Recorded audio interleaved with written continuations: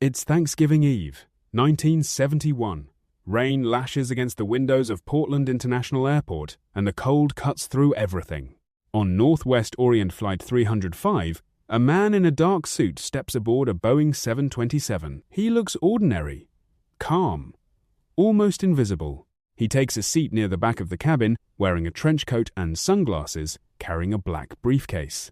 As the plane lifts into the stormy sky, he orders a bourbon and soda. He lights a cigarette. Then he hands a note to a young flight attendant. At first, she thinks it is just another man trying to flirt.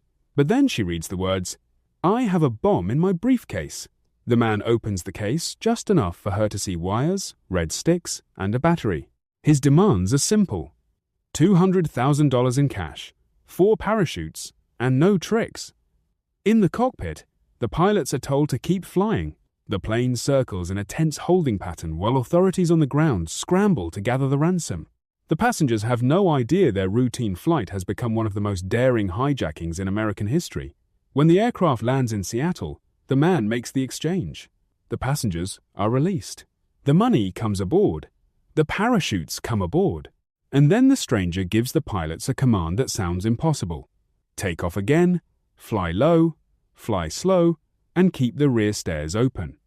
Outside, the night is black. The storm is brutal. The plane crawls through the sky over the dense forests of Washington state, battered by wind and rain.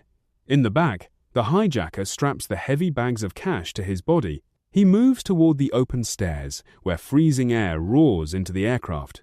One step below him is metal. The next is nothing.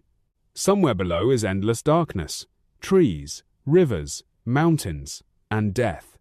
Then, without warning, he jumps, and just like that, he is gone. When the plane lands, investigators find no body, no parachute, no clear trail, only a black clip-on tie left behind on his seat.